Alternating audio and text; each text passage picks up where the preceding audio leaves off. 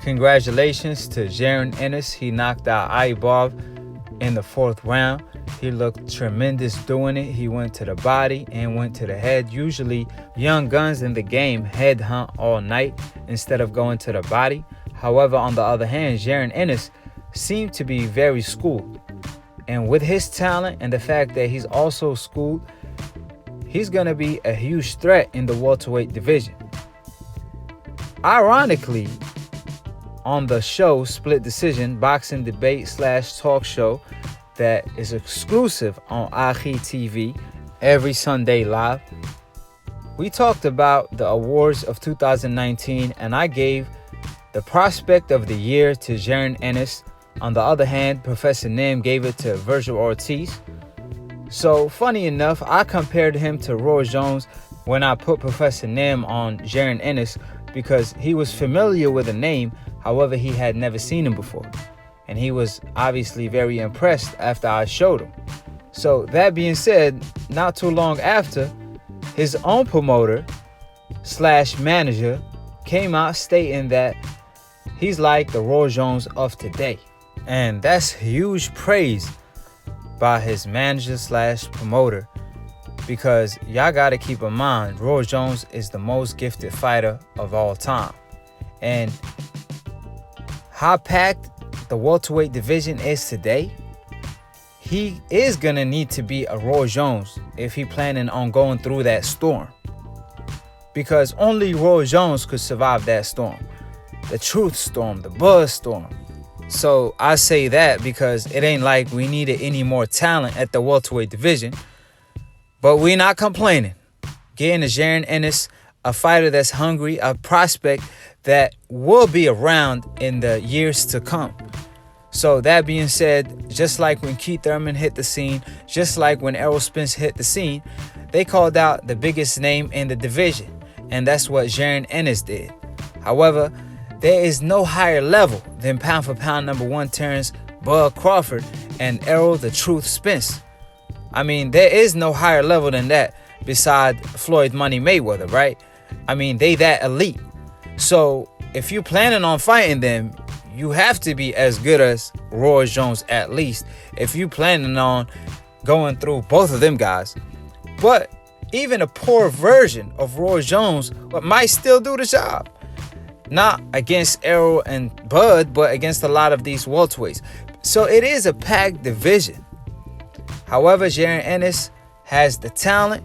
He showcased some of it. However, he's not going to show the full package till he's against an opponent that belongs to be in the ring with him.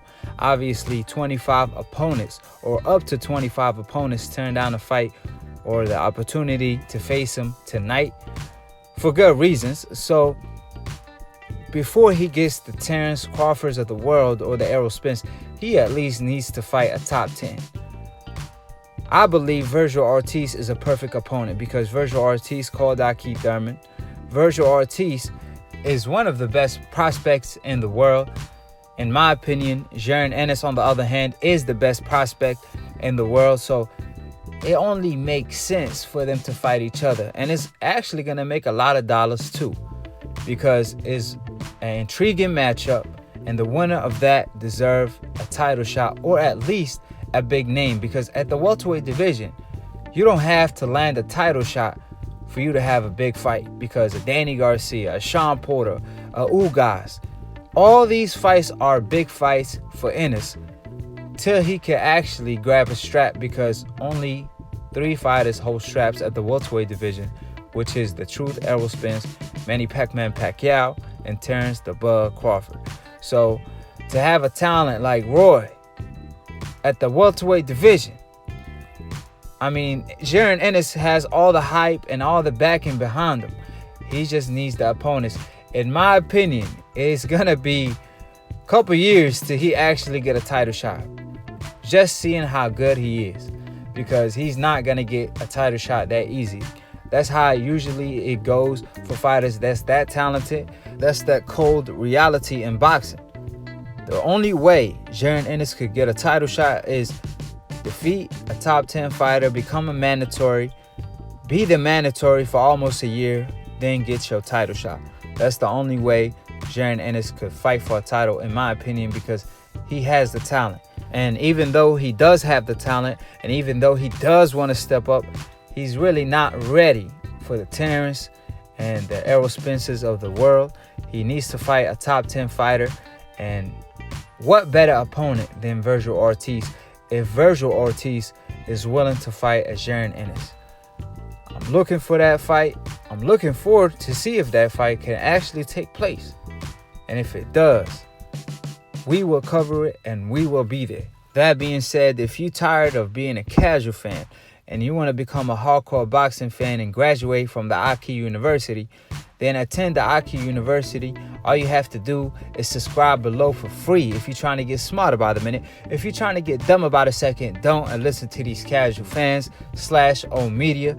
Now, tune in and join us to Split Decision. Call in every Sunday, so click on the notification bell to get notified every time we post to go live on Split Decision. Until then, follow my man Lunatune for the funniest boxing memes in the description box below. And while you're at it, follow me at IG and keep it a G, and cop some of the Akhi merch if you want to be dripped up like the Akhi be on Split Decision.